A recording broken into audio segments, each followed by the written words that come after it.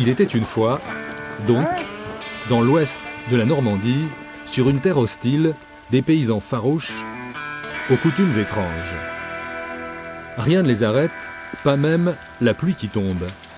Mais point trop d'en faut, car bientôt leur marais sera plein. On dit alors qu'il est blanc, et il faut en sortir les bêtes, qui là profitent encore des pâturages de l'automne.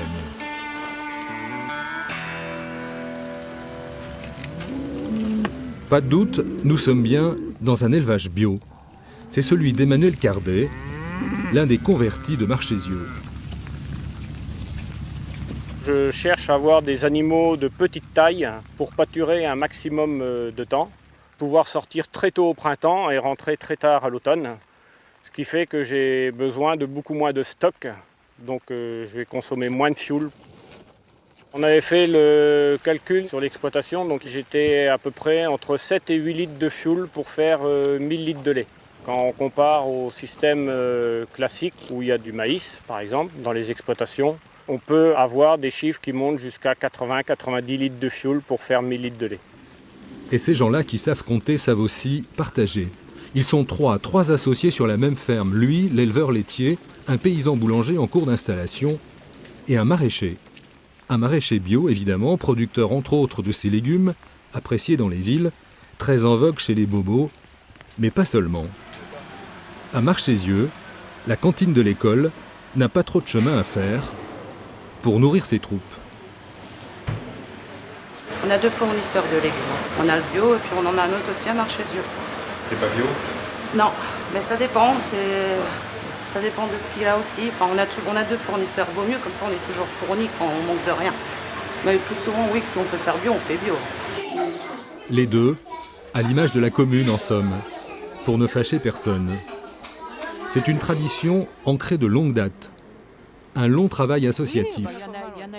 Le but, c'est vraiment de travailler avec des produits locaux et puis de gérer au niveau local notre petite cantine. C'est vrai que c'est tellement plus simple d'avoir, je parle en restauration collective comme ça, quand vous avez les grands groupes qui vous amènent les plateaux tout prêts à servir, eh ben on se pose moins de questions, hein. Mais c'est un choix de société, osons dire politique, qui n'a pas toujours coulé de source. Les bagarres ont souvent été vives entre les écolos et les autres. Ceux qui refusaient le progrès, l'agrochimie ou l'agrandissement des fermes, c'était un peu les Indiens contre les puissants. Mais le vent a tourné, et dans le rétroviseur de l'histoire, le héros local de la FNSEA voit dans le village de Léon Houry et ses camarades un exemple de concorde, sacrée révolution. Léon avait les idées et d'autres avaient la gestion. Parce que Léon, entre les idées qu'il mettait, il avait toujours une idée en se levant. Alors, des fois, il fallait le calmer et stabiliser.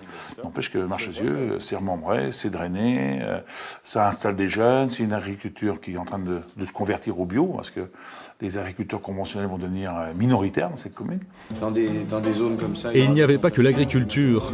Leur projet, c'était l'écologie en action. L'exemple, c'est cette clinique en pleine campagne, dans ce territoire où les gens du Marais ont aussi aménagé un golf, un plan d'eau ou cette base de loisirs. Ici, il n'y avait pas d'arbres, il y avait pratiquement rien, quoi.